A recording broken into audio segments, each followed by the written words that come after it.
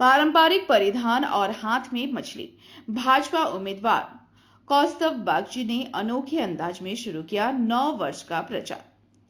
बंगाली 9 वर्ष के शुभ अवसर पर बैरकपुर लोकसभा क्षेत्र से भाजपा उम्मीदवार और प्रख्यात अधिवक्ता कौस्तव बागची एक बिल्कुल नए और पारंपरिक अवतार में नजर आए। बुधवार सुबह उन्होंने बंगाली संस्कृति के प्रतीकों के साथ अपने चुनाव प्रचार का आगाज किया।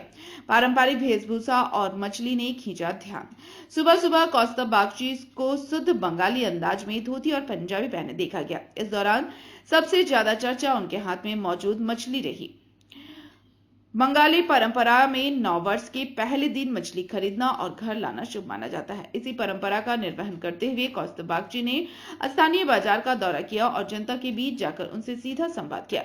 जनता के बीच मिट्टी के लाल की छवि। चुनाव प्रचार के दौरान उन्होंने क्षेत्र के लोगों को नए साल की शुभकामनाएं दी और बुजुर्गों का आशीर्वाद लिया। राजनीतिक विशेषज्ञों का मानना है कि कौस्तव बागची का यह अंदाज स्थानीय मतदाताओं के साथ सांस्कृतिक रूप से जुड़ने की एक कोशिश है।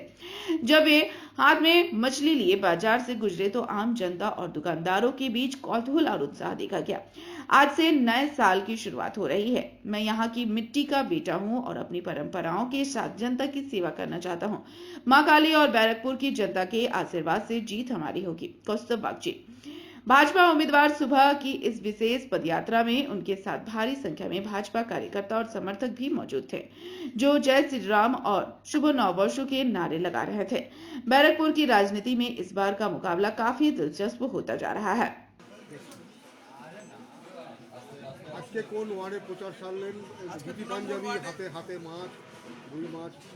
2 নম্বর ওয়ার্ডে আজকে বেরিয়েছি। আজকে পয়লা বৈশাখ।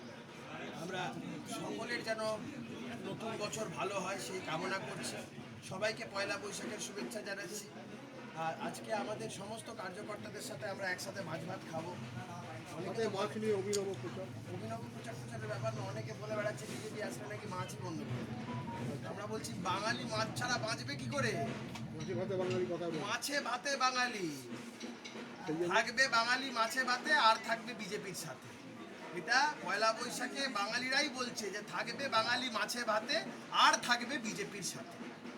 সেই জন্য একদম হাতে আর এ মাছ রান্না। আজকে আমাদের বিধানসভা কার্যালয়ে তো আমরা সমস্ত কার্যকর্তারা যারা আছি সবাই মাছের ঝোল ভাত খাবো।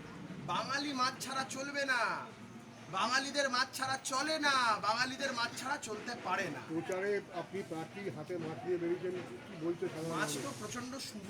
সাধারণ আমরা মানুষ একটা কি বলছে? আমাদের তো একটা শুভ কাজের মধ্যে আমরা আছি। মাছ অত্যন্ত শুভ।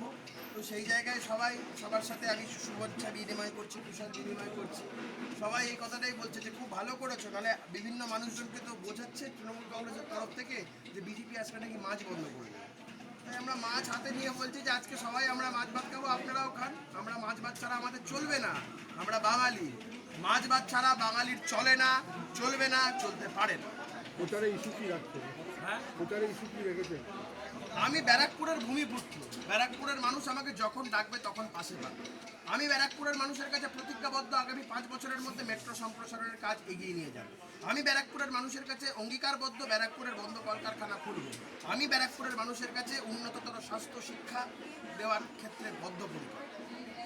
আমি আপনাকে নিশ্চিতভাবে বলছি অন্তত 50,000 ভোটে রাজ চক্রবর্তীকে হারাবো এবং রাজ চক্রবর্তীও সেটা খুব ভালো করে জানেন। রাজ চক্রবর্তীর ডান দিকে বাঁ দিকে যারা রাজ চক্রবর্তীর সাথে ঘুরছেন তারাই রাজ চক্রবর্তীর সাথে আদতেও আছে। তো আমি এই কথা আগেও বলেছি, এখনো বলছি, রাজ চক্রবর্তীর বহু তৃণমূলের নেতারা তারা যেভাবে আমার সাথে হোয়াটসঅ্যাপ আর ফেস টাইমে যোগাযোগ রাখছে সে তালিকা যদি আমি কোনোদিন তুলে ধরি রাজ চক্রবর্তী ঘরে ঢুকে যাবে, ডিমোরালাইজড হয়ে যাবে, প্রচার করাই বন্ধ করে দেবে।